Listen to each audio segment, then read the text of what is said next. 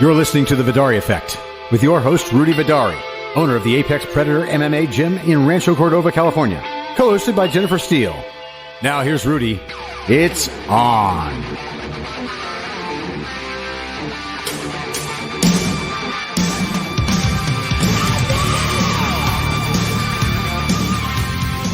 My name is Sensei Rudy Vidaurri. I am the owner and head coach of Apex Predator Mixed Martial Arts in Rancho Cordova, and you're listening to The Vidaurri Effect. Today I'm going to talk about happiness, and I think that's got to be the reason we all live and what we strive for. And if we're not, we got to have it. I want to cover 3 questions today. Number 1, are you happy? Number 2, what makes you happy? And 3, if none of the above, what will it take to make you happy? A lot of people think happiness is chasing things as a means to an end. An upgrade on a computer, a phone, a car. Always chasing what's around the next corner. But sometimes you just got to look at what's in front of you to understand what makes you happy. The glass half full approach has always served me well, no matter what I was going through, cards down, through the struggle. I always look at the things that put a smile on my face, the things I look forward to. A good meal, training, music, and the few people I could trust, knowing I had support. But I think every day, waking up, for the people out there that aren't happy, I want you to think about why you're not. And the things that you can do to control your destiny and your happiness. Because really it's all upstairs. It's all in your head. Happiness is an emotion. It's something that you can feel, that you can create.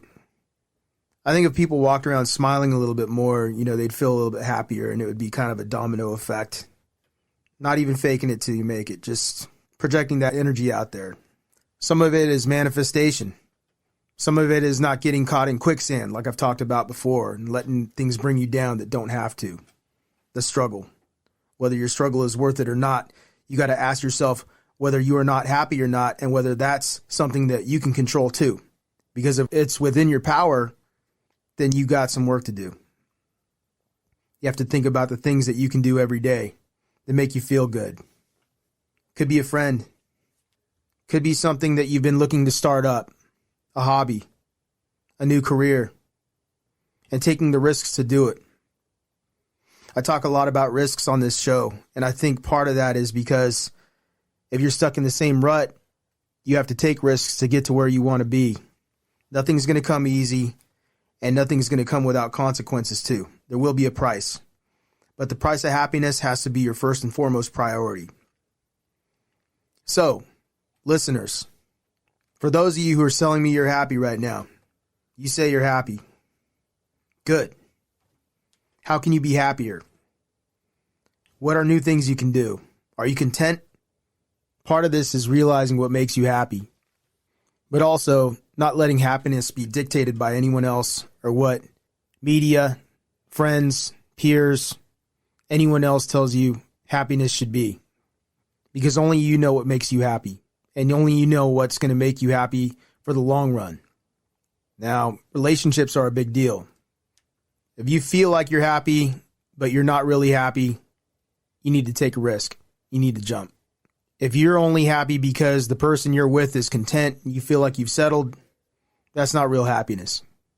Real happiness has to be bursting out of you. You have to be exploding with joy, euphoria, ecstatic.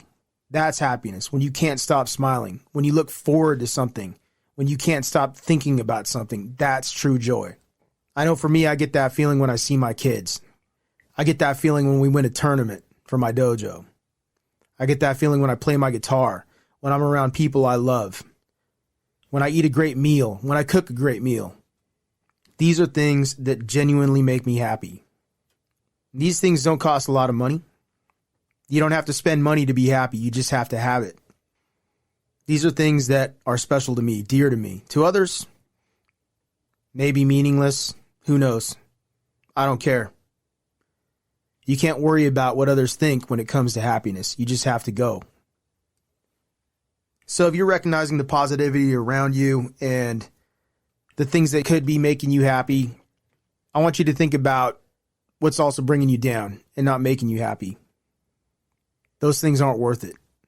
And hold on to the things that are. Am I right, Jen? Yes, you are. Yeah. Yeah. Boy, I can't tell you how many times in my life I can look back and I was stuck in situations where I wasn't happy and not content and just not really being lazy, but just being complacent or just sort of allowing myself to stay in that place.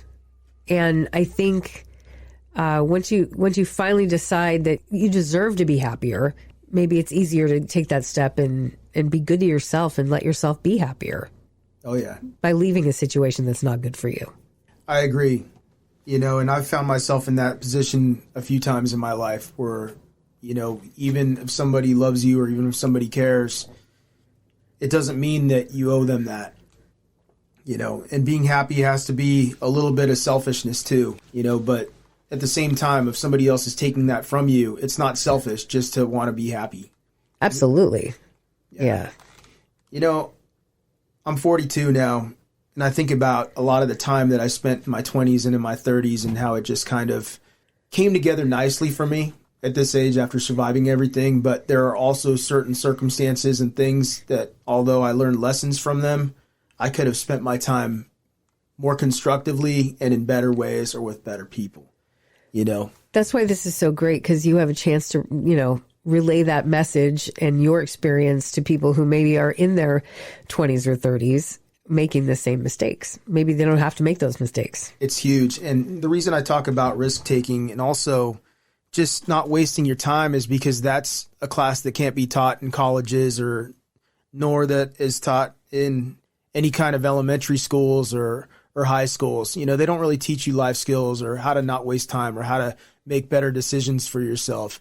These are things that I think should be prioritized, amongst parents and then also, in the communities, that these are things that people really need to look at the long-term plan and not be so focused on the X's and O's of life and be focused more on the bigger picture, because everybody's unique. There's not just one set curriculum for happiness or blueprint for that in life.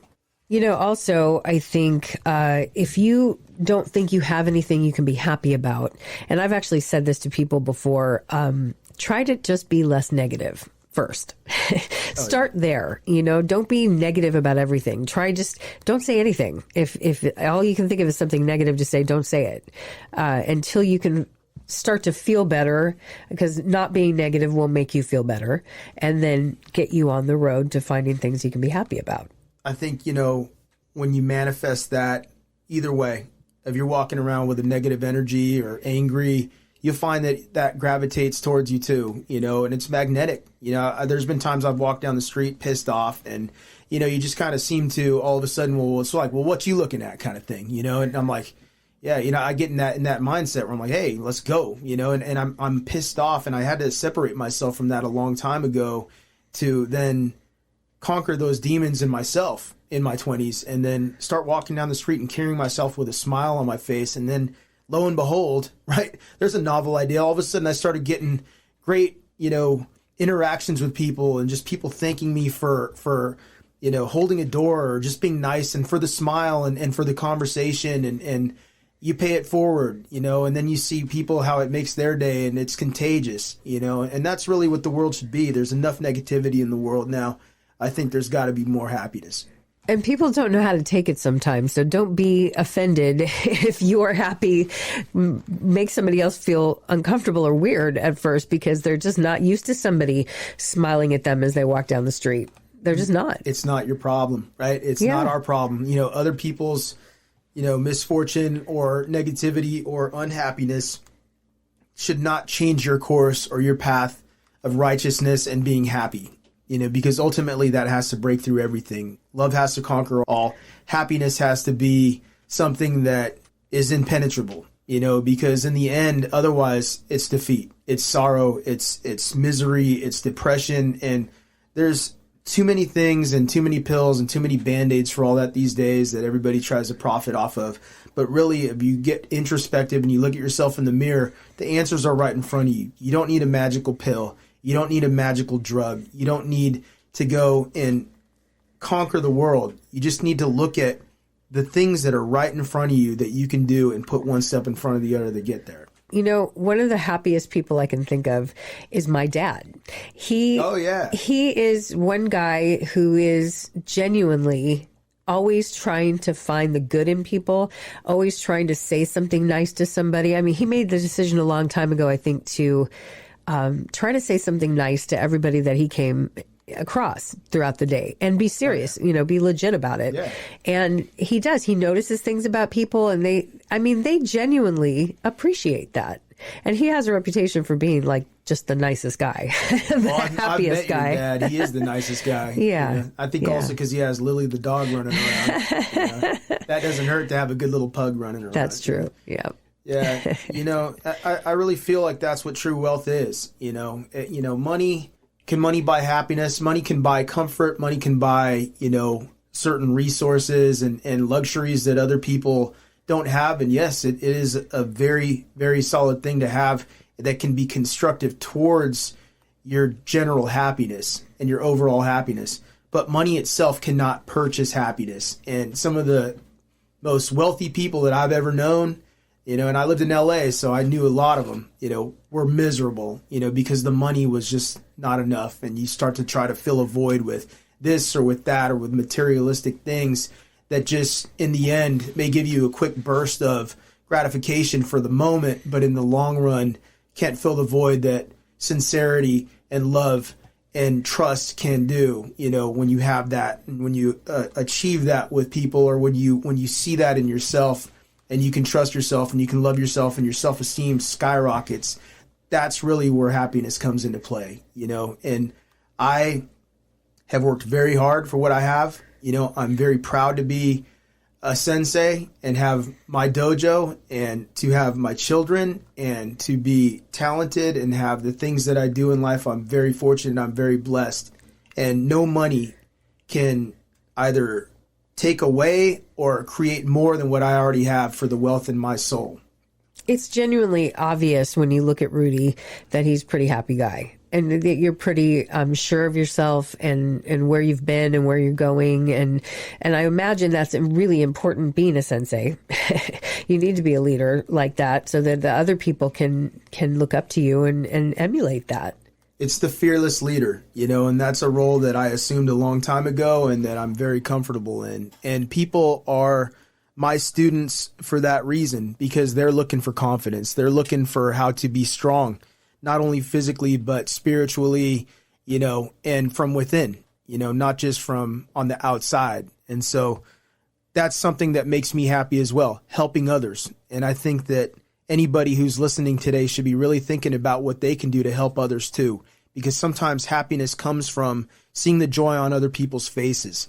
Every time I teach somebody a submission, every time I see people's growth or the people that are trying to cut weight, and be in better shape, that aren't even fighting, but just there to try and not be in poor health or morbidly obese. Like, those are the small victories, and it all adds up to one great big journey. But, without that, there is nothing. There's got to be optimism. And ironically, I guess you could say, when I was in 8th grade, I won a speech contest for the Optimist Club. You did? I did. That's fantastic. Yeah. And, what was funny is they accidentally gave it to the wrong dude. Oh, no. The judges were like, that's not what we decided. And then they had to redo the thing, and then I got the reward. And then I went and had to tell the kid that he lost. Oh, no. But, it was kind of a spectacle, so to speak. But, it's all that aside, I've always had that. And, I've suffered a lot in my life too. There's been a great deal of pain and sorrow, but I never once let that break me. What was your speech about? My speech was about hope. Okay. And I think that's something that a lot of people need to have, because ultimately that's the spark that drives us to get up every day and lace them up and go face this cold, crazy world we live in, And as long as there's hope, as long as there's a glimmer, and as long as that fire is lit, there should be no doubt that you can go out and achieve whatever it is you set foot on that day. And that always stayed with me. And I needed it. Trust me, there was times where even I was a little doubtful, but I never gave up and I never stopped believing in myself. Yeah, you have to believe in yourself. I think some people have an easier time being hopeful. I know it's hard for a lot of people to have hope, and there's a lot of people who deal with depression and things that are out of their control. You know, if you recognize that about yourself, try to get some help and try to get someone you can talk to about how to work through that so that you can have some hope again. Because you're right, without hope, I can imagine it could be pretty bleak. And also realize that it's more impressive and take that upon yourself as a challenge that you have suffered in life. And if the cards are down and if you are with your back against the wall, that the turnaround and making the comeback and being happy is that much more impressive for a person that has suffered. Anybody can cruise through the good times. Anybody can be born with a silver spoon and be awarded a brand new car on their 16th birthday without ever having to go through anything. And for them, hey, great. But you know what? For the rest of us that have had to deal with loss and struggle, it should be that much more sweeter. And I want you to take it as a challenge to yourself to go out and pursue and push through that, because that ultimately will define who you are as a person. When you overcome the fear or the not finding anything to be happy about, when you can finally overcome that, it's an extra bonus of feeling good. Because I know I went through a time myself, and I've been in radio for a long time. Yeah. And I went through a period of time where I had to take a break from radio because I developed some issues that I had to deal with, and they weren't fun for me. I even got to a point one time where I was like afraid to talk in front of people, which is so weird for me. Yeah. But I had to find a way to overcome it, and I did. And, you know, I grew myself back up to where I wanted to be. But it's an interesting perspective when you look back and you've been through that. But it really is so much more worth it on the other side when you can get there. And sometimes you have to be doing the kind of deep soul searching in those moments. You know, every movie has a protagonist, and every storyline has a problem or an obstacle that they must face and overcome. And so when you think about that for your own life, yes, there are going to be problems. Is there ever going to be anything that you just push straight towards and that it's easy without challenges and without obstacles and without hurdles and without setbacks and bumps in the road? There will be that, and you have to embrace that, and you have to hold on to that and be like, yes, this is what makes my journey special and unique, and this is why I'm going to be that much stronger for it, and I'll be happy at the end. And enjoy the ride. Enjoy the happiness along the way, that you have the challenges. Enjoy the thrill of the ride, the adrenaline. That is life. To be alive, to be happy, to be sad, and to push through and to work towards goals. That has to be part of the journey, and that can't be just a means to an end of once I get here or once I get there.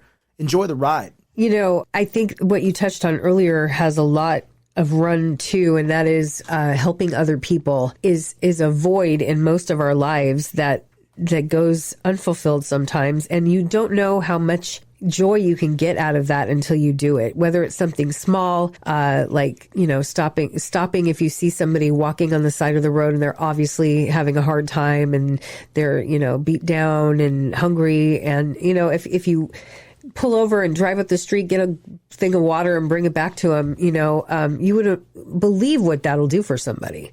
Yeah. And it'll make you feel good too. Yeah. It's got to make you feel good, you know, and ultimately I think as people we're designed to have joy from helping others too, and to be not in a people pleaser kind of like unhealthy way, but just in a way that is honest and sincere, to be there for others. It's good for the soul, and it makes us happy because then we're proud, because we know we have value. And I think that's all that anybody ever wants to know in life, is that they matter. And the people that hold you back from that, or that tell you don't, you need to stop listening to those people and eliminate them from your life. And if you can't just drop them, you know, like a hot pan, you have to peel away or separate yourself from that, because any negative voices in your mind that you're surrounded by need to be dismissed. Ultimately, if you're not positive, you have to look at what's around you, because chances are you're probably surrounded by negative things. And the weed out process of finding who's real and who's not, and who's going to be really a positive force in your life versus who's just jealous or resentful or trying to hold you back, it can be also challenging, because sometimes you feel backstabbed, and sometimes there's people that you think are friends or that are really there for you and they turn around and do something that's devastating. And that can be a lesson too. Don't let that break you, because that's what they want. Then they win. Ultimately, wins and losses are defined by what you take away from them. You know, sometimes there's gray areas. Fighting, yes, you choke somebody out, you win. But in the end, even the person who loses can take something away from that, a lesson, experience, wisdom, you know, all the things that in my early 20s, when I was dealing with all the problems I had with substance abuse, you know, incarceration, problems with my family, messing up good opportunities, those were all things that I also realized, well, hey, what doesn't kill me makes me that much stronger, you know? And then I started to win a lot. You have to say it to yourself too. You have to have that narrative in your head and even write it down in your phone, somewhere where you'll see it. I deserve to be happy. You know, just say it to yourself over and over. And once you say it to yourself enough, you'll feel comfortable saying it to somebody else. Everybody deserves to be happy. And no matter what you've done, no matter who you are, and if you think you're a bad person, it's never too late to change. You know, I've done some pretty gnarly things. But in the end, I knew that although all of those were uncharacteristic, it was still something I didn't have to be down on myself about. Now, unless you're out there hurting kids and, you know, kicking down a bus load of nuns or something. That's a ticket straight to hell. Yeah, thank you. Then you're pretty much screwed. And jump on the bus. You're going. Yeah, and I don't want you listening to this podcast anyway. Get lost.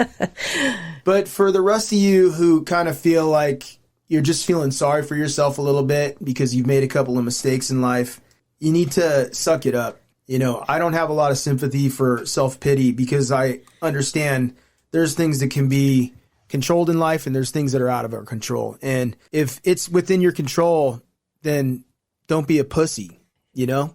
You put it out there. That's right. He's telling the truth. Yep. Write it down. Take it home.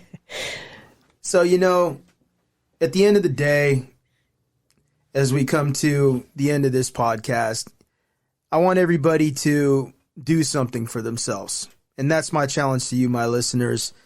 Go out there and figure out something that's going to make you happy today. And I want everybody to have something to look forward to. And that should be weekly goals, daily goals, monthly goals. But for now, at the end of every day, I want you to write something that you're going to look forward to the following day that'll put a smile on your face or make you happy. Think about it, write it down. If you think of a bunch of them at once, write them all down and then just use it for following days. But that's something that has always kept me driven, always kept me positive, and has always kept a smile on my face, is having something to look forward to.